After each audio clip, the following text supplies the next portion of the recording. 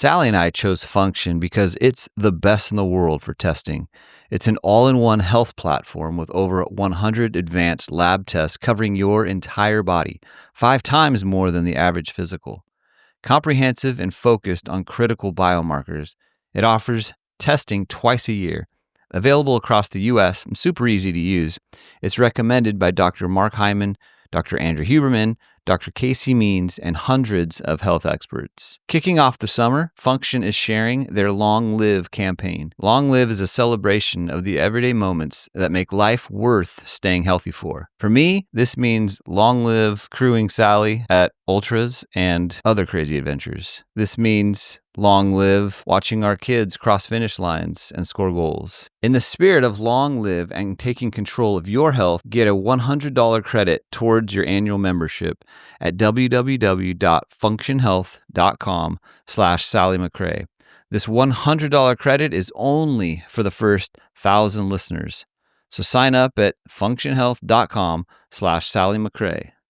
Are you an athlete looking to dial in your nutrition? Or are you a parent who loves cooking healthy meals for your family? Well, you need to check out Plan to Eat. Plan to Eat is a meal planning app that can save you time and money, an app that simplifies the meal planning process.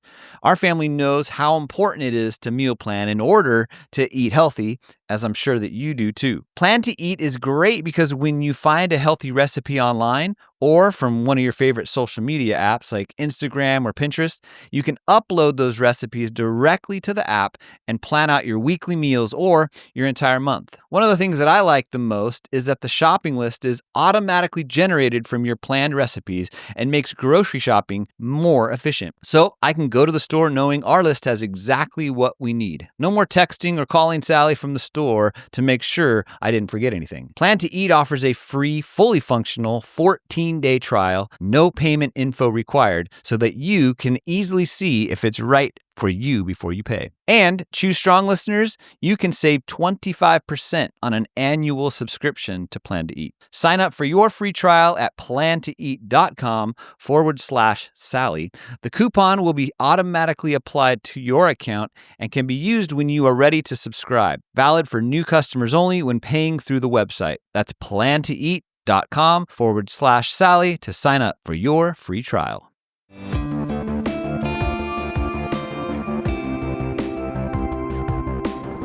Hello and welcome to a brand new episode of the Choose Strong podcast. I am thrilled that you joined us today because I have one of my most favorite people in the whole entire planet with me, sitting across the table from me. Her name is Makenzie McRae, and yes, it's my daughter. I love her so much, and I'm glad that she is here with us. Makenzie, welcome to the podcast. Thank you. Now, this is your second time, right? Mm-hmm. And are you feeling pumped the second time? I'm honestly feeling very hyped. I knew it. I like it. She's bringing the hype.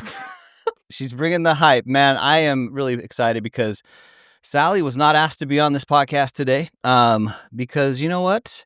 Just going to be a father-daughter chat.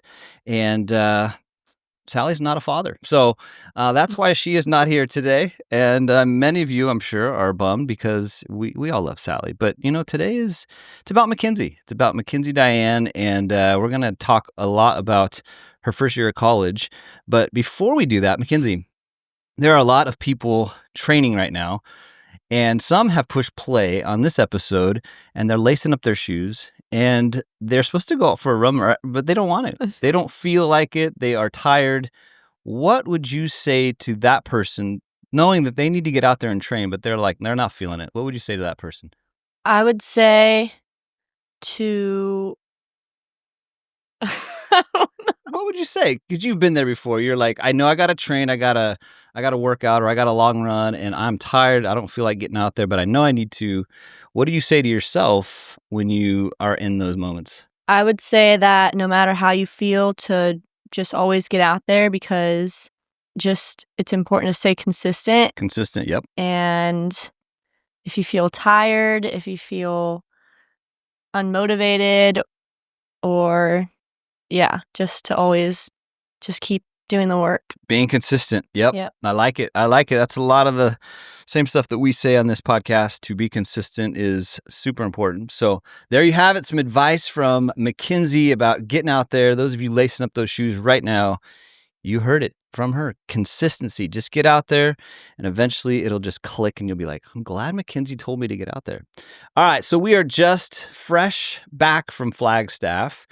I went out last week, picked Makenzie up, packed up the truck, and part of the pack up was weird because there was a lot more stuff we brought home than we just sent you with. I don't know what happened there, but there was a lot of stuff we brought home. But the most important thing I brought home was Makenzie. Stoked that she is back, and it was nice because not only did I get to go pick up Makenzie, but it happened to be the same time you got out of school was the finish line of Cocodona started producing the finishers. So I got to go and hang out at the finish line and met a bunch of people that listen to the podcast. So if I met you out there, thanks for saying hi. I know you guys all wanted to see Sally instead of me, but I still was stoked to see you. So, but Makenzie, you got to go out to the finish line, right, and see a couple people finish? I did, Pretty cool, huh? Mm-hmm. 250 miles is a long distance. Do you think you'll ever want to do that? Yes. Really? Yeah. Wow, I'm impressed. So before we get to your first year of college, Kins, because I want to chat all things Division I athlete, but also student. We like to shout out some listeners on our podcast that are choosing strong, whether it's their strong mind, strong body, strong love. And today, knowing that you were going to be on the podcast with me, I have a little theme here that has to do with kids or little ones. And so I want to share these, and I want to chat a little bit about these amazing parents and their kids doing some awesome things. So the first one is from our Facebook group, and it is from Elise and Derek Havens. He said, with tiny legs and huge hearts, our 3 and 4-year-old took on another 5K with nearly 6,000 other runners. Little kids are capable of so much. Last year, Derek Havens and I got our fix with the Pittsburgh Marathon big races, but this year was all about our girls. We walked when we wanted, we skipped over potholes and puddles, we took so many fun pictures with smiles the entire time. And of course, we reminded them to choose strong and to be brave. It's so fun to think that they're already accomplishing so much at an age when you still give potty reminders and where water stations on the course are the coolest thing ever. And they have some amazing pictures with their little girls on a telephone, but it's the banana you get after a race. That's pretty cool. Pretty cool. So props to Elise and Derek's kids running a 5K as a 3 and 4-year-old. Makenzie, what year did you run your first race? How old were you? When I was 4. There we go. Look at that. 4 years old, and they're running 5Ks just like Makenzie did back in the day. So well done. Well done, parents, but well done, little girls, for running the 5K. All right, the second one is from the Choose Strong Strava group, and it's from Spencer Dorsey, and he has a picture of him and his daughter, and the title is First Run with Ellie. Ellie ran 1 mile for her first run ever with Dad. I am so proud. My 5-year-old daughter did her first run. She ran a whole mile. Might as well call her Ellie McRae. Whoa. Ellie McRae. Welcome to the family, Ellie. I like it. All right, dude. Kins, when do you remember? I don't even know if you remember, but when was your first run with me? Oh. And please don't say like last week because. Oh man. I can't remember the first time. The first run with me. Yeah. I'm not gonna lie. You probably, when you were probably 4 or 5, you were probably still faster than me. I still couldn't keep up with you. But pretty cool. Ellie McRae, I guess, even though, hey, well, she's an adopted McRae now. We like that. Ellie, well done. Spencer, thanks for sharing that with Ellie. It is a great memory there. And let me tell you, there's nothing better than having memories and running with your daughter. Right, Makenzie? Right. She can attest. So well done, Spencer. Thanks for sharing that with us. All right, let's move on. Makenzie, you are back from college. and you were part of an elite D1 Northern Arizona cross country and track team. And as you can tell by the video, Makenzie's repping her NAU gear, as well as her father representing all sorts of NAU gear too. And did you notice I got another hat? Yeah. You did. Every time I go to NAU to get Makenzie or to visit Makenzie, I try to get a new hat or some new swag to show off. It's just a hat, just usually. A hat. Just usually just a hat. Yeah. Let's be honest. All right, so most of us out there listening, including myself, obviously, we're not D1 athletes, and not only we're not D1 athletes, but we weren't D1 athletes at one of the best running schools in the country at the moment. What was a typical week looking back now as a athlete at NAU, and also having a full, schedule of classes? What was your typical week like? Yeah. So usually when I wake up in the morning, I usually have some kind of run or cross training. So Mondays and Thursdays are like our easy days. So and usually our double days. So I'll usually run either like an easy 4 miles or an hour cross training, and then I'll have class, and then I'll do another run. Or on Mondays and Wednesdays, we also have lift, and Tuesdays and Fridays are our workout days. So Tuesdays we'll usually do threshold, and then Fridays will be like our harder workouts. And then on Saturdays we have our long runs in the morning. And then Sundays we have off. So throughout those days I have class, and I was focused on trying to fuel and recover and stuff, because my days are usually planned around my training and stuff. So. And how much time did you spend in the recovery room? Did you guys have a set time where you guys can just go in there, or? Yeah, we can go in whenever, but we usually go in after practice in the evening, or just whenever we want. So we can do contrast baths, we can get worked on, do compression boots, roll out, Theragun, different things like that. So usually I'll spend half an hour to an hour in there. Do most of you go straight after practice as a team, or is it more individual, kind of in and out whenever you want? It's kind of both. Usually most people go after practice, but you can also go in whenever throughout the week. So now tell us a bit about your specific journey this year. So as an athlete at these schools, especially for a runner, cross country is the first season, and it goes to indoor and then outdoor, right? So you have an interesting sport in that there's not really an off season at all, right? So versus a football, if you go to school for football, your season's at the beginning of the year, and then you are basically on off season for the rest of the year, gearing up for the next season. But you guys are constantly training, constantly looking forward to that next week or the next race. Tell us a little bit about your specific journey this year, getting there in the summer in August, and then kind of where you went from there.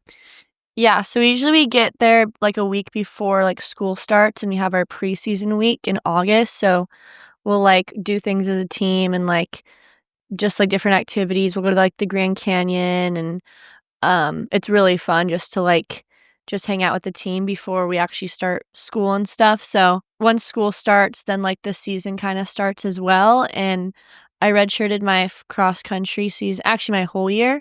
Most freshmen will redshirt cross country, and then track season came, and I got a stress reaction to my femur, so I was out for all of track season. I was on crutches for a week, and then I was off for 8 weeks after that, just cross training the most I have ever cross trained in my life. And then I started doing runs on the boost treadmill, and then I slowly got back to running on land and working out on land. So I'm currently a month in, or a month and a half into regular training, and kind of building back up after my injury. But yeah, usually freshmen will redshirt cross country and then race for track, but I just redshirted my whole year just because of my injury. But yeah. Clarify what the boost treadmill is? This treadmill is like just anti-gravity treadmill. So you like put on these like shorts and then like you like zip up and it like blows up and it's like it takes like a certain amount of body weight off. So like I'll usually run like 70% of my body weight or 80% of my body weight. Now, And it's like not full pounding. Yeah, so if a lot of people obviously use that when they're injured, but do any of the athletes use that if they're not injured? Is that something that they utilize? I think some people on my team like do that just to take stress off your body and yeah. To get the mileage in, but not all the pounding? Yeah. Yeah.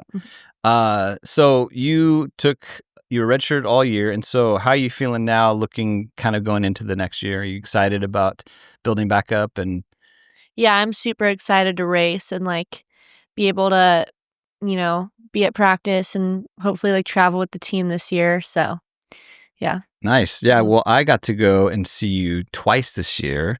Yep. Racing in Tucson both times. One on the track, one on the track, and then the other one was a cross country one, and that was awesome. That was a cool experience. What was that like? Getting think back to the first time where you it was at the Tucson Country Club, I think, right, where you raced the 6K. Yeah. Yeah, 6K. I know you're redshirting, but you were able to jump in that race, and I know that was your first. Like officially, like you lined up against a bunch of college athletes. What was that feeling like? Do you remember? It was just super exciting to like be like on the line with my teammates and like it was just like a whole new experience. So it was super fun to just be able to like race with like my team and like we all had like a plan to like be together the first like I can't remember if it was like 3K or something, but yeah, that was just like super fun. Then we had like a team activity and stuff after and we went to like this big house and like we all got to like play different games and stuff and it was really fun. Yeah, that's awesome. And you had Mike Smith as your coach. Mike Smith is one of the best in the business when it comes to track and cross country coaching. And tell us a little bit about him and being coached by him for this year, because sadly, he is not going to be coaching any longer, and he's moving on to be a professional coach full time. So, but you did get to experience his coaching for a whole year. What was that like? Yeah, Coach Smith is awesome. He's very like just committed to the team and like every person individually, and like he cares about everyone's running, obviously, but he also cares about like each person like as a person, and like yeah, he's just super encouraging and he like knows what he's doing. You can always just like talk to him about anything, even if it's not like running related. So I think having this year with him like definitely made a huge impact on me, and like I'll always remember it. So I'm super grateful to have this year with him. Yeah, and you also had a very special connection with Coach Mike at the couple months ago, right? Or last month, where he came to you, a bunch of girls, and was asking for help when it came to naming his daughter that was about to be born. Tell us a little bit about how that played out. Yeah, we were like, I remember it was at Lyft and we were all in a circle doing core, and he was like, guys, like my wife is having a baby in like the next few days and we still haven't decided like on a name. And I was like telling him different names and he was like writing them down on his phone. I was like, Smith, like I have a whole list I can give you. And he's like, and so I like read it to him after practice and he's like, send me that. And so he picked like the first name on the list, which was Harper. And Harper was the winner. Harper was the winner, So you essentially named Mike Smith's new baby. Pretty much, yeah. I think that is something he'll never forget. And so, you know what? That's pretty amazing. Not a lot of people can say that they named Mike Smith's daughter. That's pretty amazing. So you got to spend a year with Mike and loved every minute of it. You know, you're sad to have him leave, but he's going to stay in Flagstaff, so you'll get to see plenty of him and over the next few years, which is kind of cool. Thinking back to some of the workouts that he planned for you specifically, maybe that you did with the team, whether it was cross country or the track, when you were feeling good and you're out there, what was your favorite workout that you did? There's this one workout. It was like kind of like in the beginning, middle-ish of cross country season, and it was like our first like team VO2 workout. And I remember like he like explained it to us, and I was like, this is gonna be like the hardest thing I've ever done. Like, I genuinely don't know if I can do this. But it was a mile that started off at like 5:06 or like 5:08 or something at altitude also. Mhm. But I remember I was like, so that was to start the workout, and then it was 3 sets of like 3x800 or something, or 2 sets of 3x800, and then we ended off with another mile at the same pace. So I was like, oh my gosh, like I don't like this is like the mile time was like the time I opened my senior season with, like the year before, and this was at altitude, and I was like, I genuinely don't know if I could do this, but like we did it, and like it was just the hardest workout I've ever done in my life. But like it was like definitely very different from high school, because it's like there was like most workouts when he would explain it, I'm like, I genuinely don't know if I can do this, but like then you do it and you're like wow, like I can actually do that. And like he's not going to give you something that like you can't do. So I think this year, like it was a lot of like just being like very surprised, like wow, like I could actually do that. But it was just like those were the kind of workouts that like were just like, even though they were super hard, it was just fun to like be able to do with the team. And like yeah. Yeah, I love that, because you get to push yourself to the point where he knows that you could go, Mhm. right? Because he planned that for you. He told you, this is what I want you to do, and he's not going to do something absurd and crazy that he doesn't think that you can pull off. So I love that, how he was kind of towing that line with you, but you were also trying to rise up to that. That's a pretty cool thing. What was your favorite just workout in general? Like, you guys always look forward to this one workout. You're like, oh, I love this one. Did you have one? Or like a run, or I really like threshold workouts. Like we do threshold every Tuesday. talk a little bit about that. What does that look like?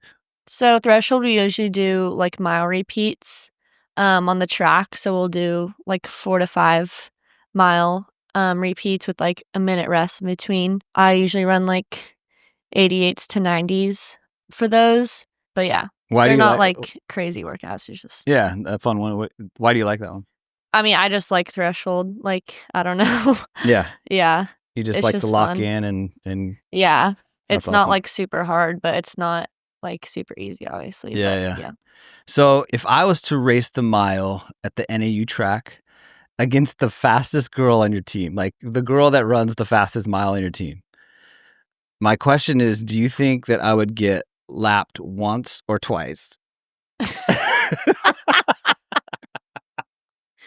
Probably like 3 times. 3 times? Oh, what? You're probably right, actually. Yeah. That'd be so embarrassing, just in 1 mile getting lapped 3 times. That would be, yeah. That'd be super amazing. So for the long runs in Flagstaff, where's your favorite place in Flagstaff to do your long run? Because I know you guys went to a couple different places throughout cross country and even track. Where was your favorite? I would say Waterline, which is like basically it's all just straight up like along like the ridge of like this like hill, like mountain, and it's so pretty. And then all the way back down is just all like downhill. But yeah, I would say that one's my favorite. Waterline. Do you guys, you have to drive to that one to Yeah. get to it? How far was that one from your campus? Like I don't really know, 30 like minutes? 45, 30 minutes, yeah. So not too far. Do you guys do that one a lot? No, I've only done it like a few times. That's kind of nice. The downhills like at the end, right? Like coming back. That's kind of nice. Yeah. So I was thinking you were going to say south. Because every time you would have your Strava post, it would say south. Yeah, I did run or south a lot. south with Peyton. Yeah. Right. So Peyton's on your team. Peyton was one of your roommates. Mm-hmm. And so when I went out to Flagstaff last week, I was like, you know what? Mackenzie's cleaning up her room, finishing up class. I have some free time. I'm going to go run south. I'm going to go enjoy this route that Makenzie likes and find out why that you run it so much. And I told you that I really liked south. That was a cool little route. That there's just something about the trees. I mean, obviously it's like super nice out in Flagstaff right now, and that helps. But yeah, just there's this wide road, and then there's some other like little trails that you can kind of get onto that if you want to have more of the single track kind of through the trees, and some of it's really open, some of it's enclosed, and I really liked south as well. I didn't quite run it as fast as you, but I enjoyed it. I enjoyed south. Yeah, that was fun. Yeah, there's 3 trails that there's north, east, and south, and east and south like are like I guess like kind of connected, but yeah, those ones go straight from my dorm, so I'll usually run those like in the mornings or whenever I have like a solo run, I'll go. I like south more than east. Yeah. But north is my favorite for sure. Oh, really? Mm-hmm. So when you have like a 3 to 4 mile run, you get to kind of go wherever you want and just kind of go for it. Yeah. What is that like when they say go for 4 mile run? Do you have a certain pace you're supposed to hit, or is it like however you feel, just get the miles in? Yeah, I mean, usually like a 4 mile run's like a pretty chill run, so I'll just go like the pace wherever my like body needs, usually like 7:40 to 8 minute. Yeah, so however you're feeling that day, you just kind of roll with it just to get the miles in. Mm-hmm. So obviously Flagstaff, you kind of mentioned this already, that Flagstaff sits at altitude at 7,000 feet. We live at sea level at 0. So tell us a little bit about moving to Flagstaff in August and beginning to train at a high level with some girls that have been living there for 4 or 5 years already.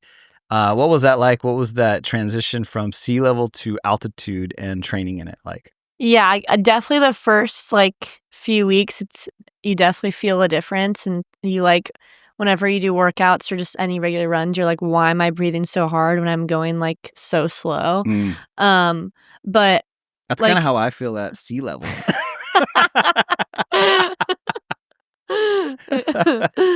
Yeah, but like after the first few weeks, like you definitely kind of just like get used to it, and like don't really notice it as much anymore.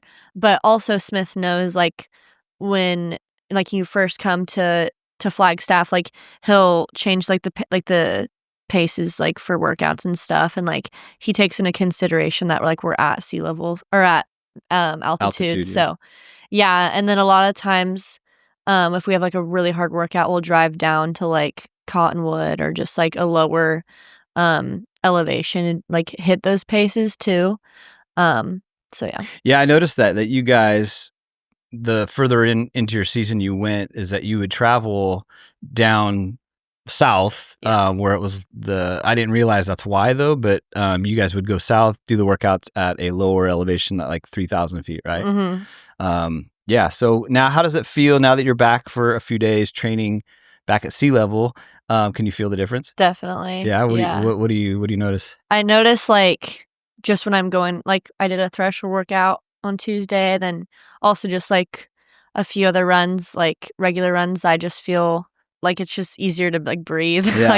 Yeah. Like I feel like my effort isn't like I'm not pushing super hard, but I'm like going like faster than I feel like I'm going. Yeah. Yeah. Yeah. And it's just awesome. Easier to like hit paces like in workouts and stuff. So yeah. So what is thinking to next year, as an athlete, D1 athlete at NAU, what is like, if you have a one goal that you're like, all right, this is the thing that I want to do as an athlete, my essentially freshman year as an athlete next year, what would that be? Have you locked that in yet? Not really. Like I just want to race you just want to in race. the jersey. Yeah. Probably go to like conference. Yeah. Just stay healthy, honestly. Yep. Stay healthy, race, and get to conference. I like it. Mm-hmm. I like that. All right. So this summer, now that you're home, actually, let's go on. Let's move back a little bit. Let's talk about you as a student. I didn't really touch on that. So that was you as an athlete, but as a student, living in the dorms for the first time, moving out of your house, what was that like? What was the dorm life like? Was that fun? What was that experience like? Yeah, it was fun. It was fun. I had like 3 other roommates. It was 2 rooms connected by a bathroom, so it was nice to have like our own bathroom, and we didn't have to like walk down a hall to like go to like a communal bathroom. So that was nice, and it's fun because like our whole floor is all like people like on the track team and stuff. Even though it was kind of loud sometimes, like it was fun to like just be with like a bunch of like teammates and stuff. Yeah, our heater did explode though in January, so we had to temporarily move to a different dorm for like a few days. Yeah, so that talk about what happened. What was that like? Yeah, so it was like 7:30 in the morning, and I heard someone like knocking at our door, and I was like, who is knocking our door at like 7 a.m.? And it was like it was Kiki, one of my other roommates, and she's in the room like next to us, and that's like connected. And she was like freaking out, and she's like, our room's full of smoke. And I was like, what the heck? That's not something you want to be woken up to. Yeah, exactly. But apparently, like, basically what happened is their like heater that's like connected to their wall like exploded. And it's because outside during this time in January, it was like freezing outside, and the window was open and the heater was right there. And so that like freeze like the hot pipes or something. And so water like exploded from their heater, and then like all the steam filled up their whole room, and like all the water filled up their whole room, and then like leaked over through the bathroom into our room. So like it ruined some stuff, and we had to like get all of our stuff out super fast. And then while we were waiting for like our room to like dry, and like yeah, we just moved to like Wilson Hall for a few days, and it was fun. We were like in this one room with like, it was like an old exercise room, and it looked like a prison or like an orphanage room or something, because it was just like beds. 4 beds lined up. And like yeah, it was definitely like, it was just like a fun experience. Like the memories were fun, but like during that time it was not fun. Yeah, nightmare while you're going through it. But yeah, but like back, looking back, it was fun. Like yeah, it's something you'll never just forget. Kind of funny. Yeah. Yeah, how scary to wake up and think it's like your room's filled with smoke. Like, yeah, so scary, but thankfully it was steam. Yeah. Right? Mm-hmm. Yeah, you'll never forget that one. So let everybody know, I obviously know this answer, but what is your major? What are you studying at NAU? I'm studying communication studies. Okay. So what did you learn in your communication studies classes that you had this year that you felt like, man, that is a skill that I will use for the rest of my life, or that was something I learned that I will never forget. I'm going to utilize that right away and use it forever? I would say my public speaking class. I had to give speeches like every like couple weeks on like certain topics, like informative, persuasive. Yeah, just like those kind of speeches. And like at first I was just like really scared and just like nervous. I'm like, oh my gosh, like I have to like remember like a speech for like 5 minutes and then like go up. It's a long and, time, 5 minutes. Yeah, it was like 3 to 5 minutes, whatever. And like I had to like speak in front of all these people. I have no clue like who they are, obviously. And like it was definitely like nerve-wracking, but like over time, like I got like way more like comfortable with like speaking in front of people and like remembering speeches and stuff. And I think even if that's like not like part of like your major, I feel like everyone should like take a class like that, because it definitely will help like in the future for sure. Definitely. That's a huge skill in every career, right? To master the communication and speaking to others and picking up, these clues and cues of how they're reacting and talking. Yeah, that's a huge skill, and I'm stoked that you took that class. It was a great class. So you were pretty nervous that first time? Yeah. Did it get easier? It did, yeah. By the last one, where you're like, I got this, dude. I'm a pro. Yeah. What were some topics do you remember what topics that you had to speak on? Or did you get to choose, or were they kind of like I had to choose, yeah. You're like, how great of a dad I have? And yeah, you're talking just about those me. kind of things. Yeah. Yeah. It only took 3 minutes. Yeah. You're like running out of things to say. No, I think you did an informative one of like how to run or something, didn't you? Oh, no, yeah. I forgot like what the topic was, but like it was like you did how to running properly one. like warm up for like oh, a run okay, or yeah. something. Okay. It was like, oh no, that was like an exercise we did where we had to like the slide changed every 5 seconds or something, and it was just pictures, it wasn't words, and we had to like just like we didn't have like an outline or anything, like we just had to put pictures and then just talk for like that's right those 5 seconds, and then oh yeah. Tell me about the remember the one where you did like a paper airplane and the other guy did it too or something? Oh yeah. We had one of them was like I forgot what the topic was, but like we had to teach the class how to do something, and it could be anything. So I was like, I'll just do paper airplane. And a kid before had already done a paper airplane, like, but I had already planned the speech. I was like, I'm not gonna change it. Yeah, you got to go with it. Yeah. And so I like went up and I was like, I'm gonna show you guys how to make a better paper airplane, and like looked Everyone's right like, at oh! him. It's like some random kid I didn't know. Was yours better? That would have been a bummer if it I was like think worse. so. They're like, ugh, that's not better. We like his. No, that was pretty solid. Was it? Yeah. You have to teach me because I don't know. I'm not a great airplane maker. Mm. All right, so year 1 wrapped up, and check that off. Now you're in summer mode. Gone to the beach a couple times. You're already training. You're already running. You're doing all the things, and not doing class. So, what do you have planned for the next few months, weeks in the summer? Definitely gonna go to the beach a lot this Nice. summer. And I'm gonna go up to Western States with my mom for like a week. I'm also doing the Nike night. What is it called? Like the Nike. I don't remember what the name is. It's like a nighttime half marathon Yeah. in LA. It's all women, and I'm super excited to do that. Going to Austin, Texas for a week. Ooh. Gonna train with Jeff Cunningham's Bat City Club. Nice. So that'll be super fun. Go to the BPN headquarters, do some strength training there. I'm gonna go to Palm Springs for a week. Nice. Gonna do a shoot in Death Valley next weekend, which will be really fun. So You're doing some strength with your strength coach Newman. Right? yes. You already got back in the gym with him. Yep. Mm-hmm. And you have a YouTube channel coming, right? Mm-hmm. Doing some stuff with that. So you got a whole team working on that behind the scenes. That'll be kind of fun. Yeah. You're going to be busy. And then you said you're going back out to NAU in July for what? Yeah. There's the NAU like high school, middle school, like running camp. And there's there's 2 camps. So one of them is like end of June, and the second one is July 15th to 19th. So I'm working the one in July. So you're going to be gone on July 15th? Yeah. Isn't that a holiday in this house? So are you going to be giving my present the day before?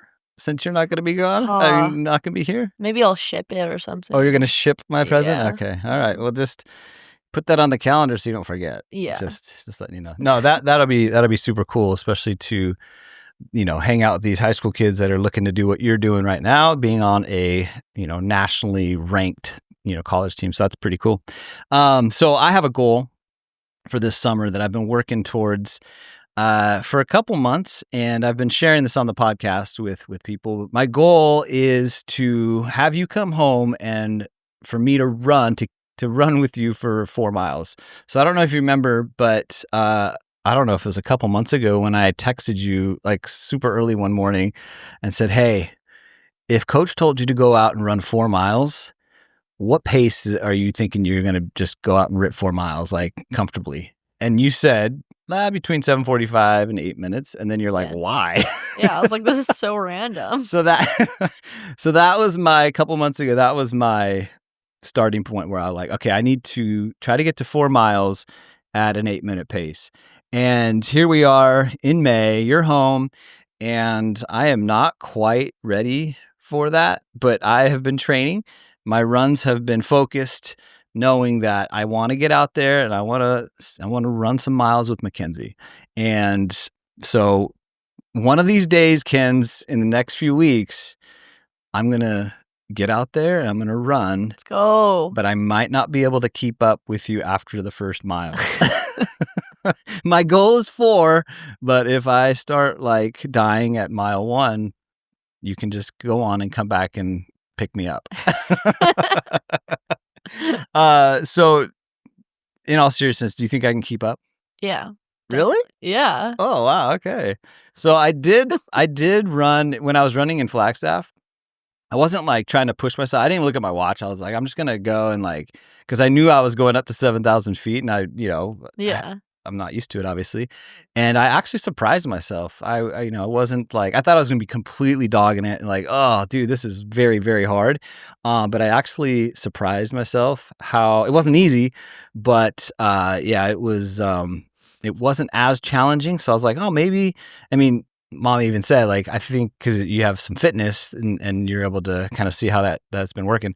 But, I don't know if I can keep up 8 minutes at this point, but I'm going I'm going to work at it. And hopefully at least once before you go back to school, we'll get out there and we'll go for. Yeah, let's do it. Let's do it. Let's go. Let's do it. All right. So, Ken's, a couple questions I'm going to have.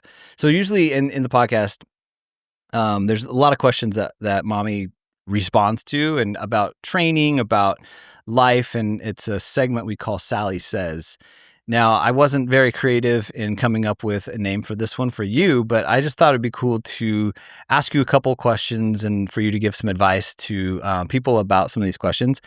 So the first one is, what advice do you have for those that are pursuing big training goals? So you obviously are, as an athlete, you're always training, you're pursuing a big goal, a race coming up, conference that you want to get to, and day in and day out, you're putting in that work. Like you said at the beginning, you're being consistent. What advice do you have for those people that are pursuing some big training goals? I would say whenever you're training or like just like doing anything, just to always keep like that goal in mind, and like what you're doing is like in accordance to like what you want to work towards, if that makes sense. And just like always have that goal in mind, and like asking yourself, like, will this help me get to like what I want to do, and like what I like ultimately like want to like reach, I guess. And also just like in order to get like to the big goal is like also setting smaller goals for yourself, and like smaller like milestones in order to like work up to like the big goal. Love that. So breaking it up into smaller pieces, yeah, to eventually get to that bigger one. I like that. Well done. Like good advice. What advice do you have for those that are in high school right now, gonna go to college? What's something that you learned, or you're like, man, I want to share that, or that's something that I wish I knew leaving high school into college? I would say in high school to just honestly have fun with it, and like just make sure you enjoy it right now and not put too much pressure on yourself, because I feel like a lot of people like tend to do that in high school and just think I have to be the best right now. But like it's people, you know, they develop and they grow at different points like in their career. So I think high school honestly is like you just have to like make sure you enjoy it and have fun with yourself. Yeah. So yeah, I like that. All right. So what about this one? Was kind of from my perspective. What advice do you have for parents that have to say goodbye to their kid as they head off to college? Because let me tell you right now, last August, me and mommy had a very hard time as you left, but we knew it was awesome and we were stoked for you, but it was still sad. So what advice do you have for those parents as you're as a child leaving? What advice do you have for the parents? Are you just like, hey, everything works out, your kid will be safe? Yeah. Yeah. So I'm. You'll see them again. You'll see them again. That's right. You can always visit, like we did a bunch. Yeah. Do you think we visited too much? No. Yeah, I don't think so either. We probably could have been there every weekend, to be honest. Pretty much, yeah. well, not every weekend. All right, maybe not every weekend. All right, last one. Where should we go get ice cream right now? That's my favorite question. I'm hoping that you give me the right answer, because there's a lot of good places to get ice cream. I would say Handles. Oh, that's solid. Main Street. What are you getting if we go to Handles? What are you getting? Like, what's your go-to right now? Ori dough. Oh, cookie dough Oreo. Ori dough is the best. The best. So for those of you listening, when I have my to-do list out or it's on my computer, I will revisit it and, throughout the day. And a lot of times, most of the time, at the bottom, it'll say, take Makenzie to go get ice cream. Or it'll say, take Makenzie to go get coffee or walk on the pier. So I have a lot of things to do, and there's always that on there, which that's usually my favorite thing to do. And even though it's at the bottom of my list, I usually move it to the top. Partly because I love ice cream, but mostly because it's Makenzie. So, but Makenzie, I know I can speak for mommy, she's not here, but we are so proud of you for completing your first year, moving out of state, meeting new friends, having a roommate, getting a new team, getting enrolled in these brand new classes, going to class, making big girl responsibilities and decisions. And we're just so stoked and so proud of you. And you got amazing grades. We didn't talk about your grades, but they were amazing, all while competing and training at a high level. So we are super proud of you and stoked for you for these next few years. And thank you for being on the podcast. Of course. Thanks for having me. We are stoked that you were willing to come on here and to share your experience, because on this podcast, we talk about you a lot and all good things, but it's nice for the people to hear from you and how your first year went. And people can follow your journey if they don't already on your Instagram, and then obviously your new YouTube channel coming out. And the NAU team. And so today we get to actually, the conference is going on today, right? Yeah. Up north. So we're going to cheer the NAU team on. But for those of you guys that are still listening to us, thank you for joining us today, Push and Play, and for listening to Makenzie, my favorite person in the whole wide world next to my wife. And just so glad that she is home for a few weeks. And thanks again for listening. And until next time, remember to keep choosing strong in all you do.